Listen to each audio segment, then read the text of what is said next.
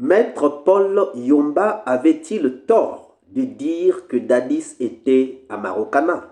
Dans cette vidéo, nous allons faire une petite analyse. Suivez.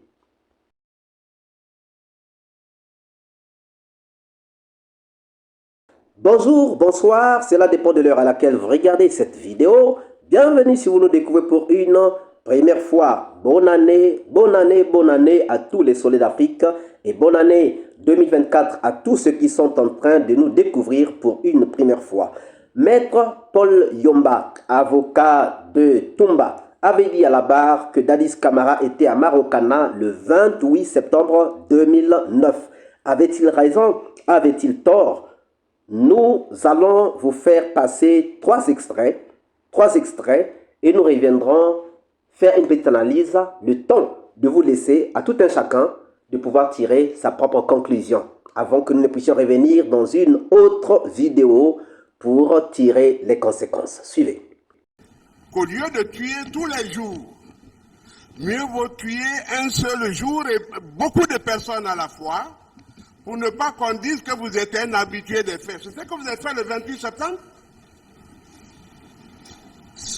C'est pas... En proposant des systèmes de gouvernance, hein? C'est le 28 septembre, peut-être c'est ce que votre client a eu à faire, c'est pas moi. Ah, on en viendra. C'est votre client qui est parti au stade. Dans la définition des termes, hein? On en viendra.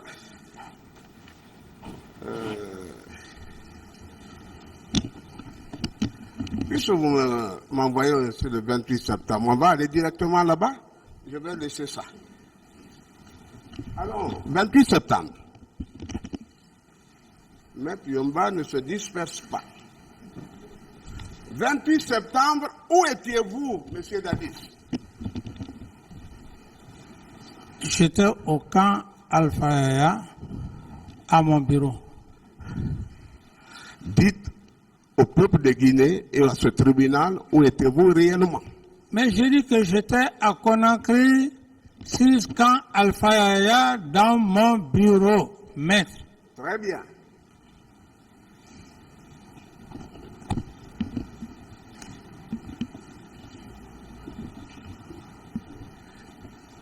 Et si on vous disait que vous étiez au stade du 28 septembre, c'est une information que je n'avais pas voulu donner même à mon client Toumba. Je lui ai donné ça que 72 heures avant aujourd'hui. Ou est-ce que vous n'étiez pas basé à Marokana, à côté de la piscine? D'abord, j'ai dit que c'est un rêve. C'est un rêve. Monsieur Camara, à l'époque des faits, était au camp Alpha Yaya. Au camp Alpha Yaya. Est-ce que vous n'avez pas aménagé à votre bureau là-bas une issue de secours? D'abord une cour intérieure, c'est-à-dire que ce n'était pas le plan de construction, et une sortie de l'autre côté. Est-ce que ce n'est pas cette sortie que vous avez exploitée pour être à Marokana? Je ne connais pas Marokana, maître. Mais est-ce que l'aménagement que je décris est une réalité? Parce qu'on peut demander qu'on aille visiter. Mais vous ne vous basez pas sur des faits pénaux. L'aménagement d'un bâtiment n'a rien à voir avec les événements du 28 septembre.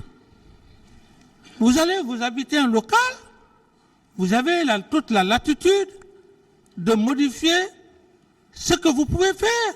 Ça n'a rien à voir avec les événements du 28 septembre, des faits réels. Maître. C'est bon, je peux? Allez-y. Oui.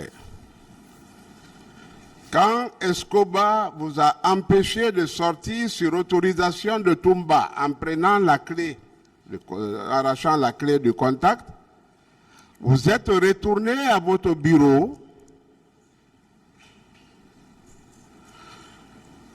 et c'est de là que vous êtes sorti pour le stade du 28 septembre. La garde vous gardait en vain, elle veillait en vain. Est-ce que ce n'est pas ce que vous avez utilisé, le machiavélisme, je voulais dire, hein? Maître, je crois que vous êtes un pénaliste.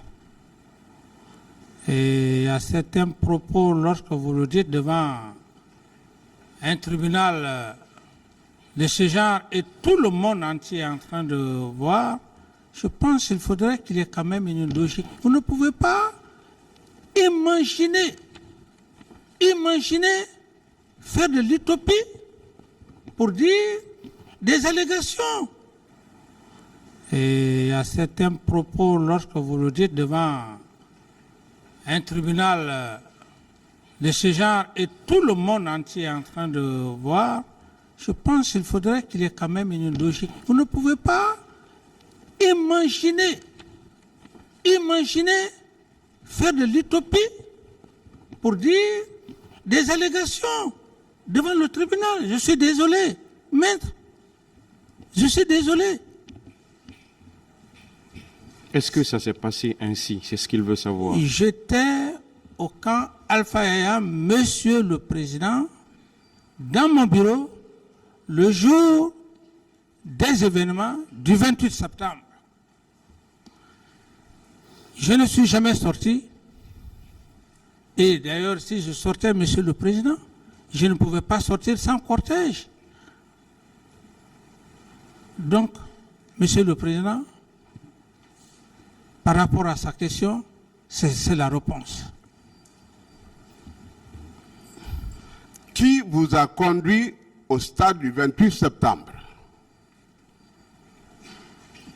Je n'ai jamais été au stade du 28 septembre. Et si on vous suggérait Pivi, que diriez-vous? Que si on parlait de Pivi, par exemple. Maître, vraiment, je pense que vous dites, ce conditionnel, vous dites si le droit pénal n'a pas besoin de ça, maître. Je suis profane, le droit pénal n'a pas besoin de si. D'accord. C'est incertain. D'accord. D'accord. Père. Chaque fois que je vois Zelensky, là, l'Ukrainien, là, je me rappelle de ces petits shorts là. Ils nous ont arrêtés là-bas. On va vous tuer. On va vous tuer. Vous n'allez pas raconter ça. Vous n'allez pas raconter ça. Et il y a un monsieur qui s'appelle Cathy, qui était du protocole de Dadis, ou bien de Sekba Konaté, je ne sais pas. En tout cas, il était dans le système, dans le dispositif protocolaire de la junte. Il a dit laissez-les, c'est des journalistes, c'est mes amis, laissez-les. Il ne voulait pas nous laisser. Il avait un collier, un badge à l'intérieur, il a sorti son badge. Voilà, moi je suis du CNDD. Moi je suis laissez-les. Moi je suis du CNDD, il s'appelle Cathy. On nous a laissés. Nous sommes rentrés dans le quartier Landré, on ne pouvait pas aller loin. Tellement il y avait des militaires partout. Des forces de l'ordre. On est dans une cour là-bas. Les femmes, dans la cour, on ne voulait pas nous recevoir. Nous avons dit que nous sommes des journalistes, on veut avoir de l'eau à boire. Il y a une femme qui est allée à la pompe, l'autre est allée dans son salon, elles ont envoyé. À l'intérieur, c'est juste des mesures de précaution. Lorsque je partais pour un reportage où je présume que ça pouvait dégénérer. C'est au moment où, donc, il était sur le point d'ouvrir le sac que Cathy, le jeune Cathy, qui était du protocole du capitaine Dadis, a surgi. Il a sorti son badge CNDD. Il a dit, laisse-les. C'est des journalistes, je les connais. Je suis du CNDD. Il a sorti son badge. Il s'est imposé. Il a parlé avec beaucoup d'autorité. Et le gendarme et les autres gendarmes, ils nous ont laissés. Mais je dis à Cathy, mais il a pris mon téléphone. Il a pris mon téléphone. Il dit qui? J'ai indexé le gendarme en question. Il a interpellé, Cathy a interpellé le gendarme. Et Cathy observait impuissant. Je précise que Cathy observait impuissant la violence qui s'abattait sur les manifestants.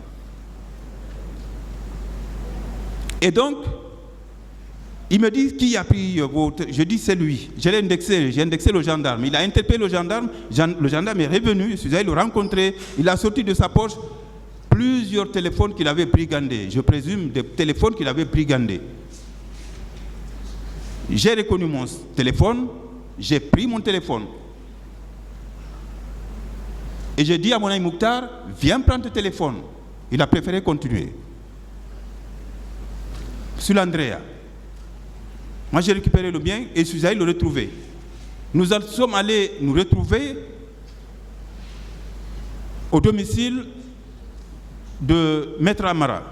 Vous venez de suivre 3 extraits.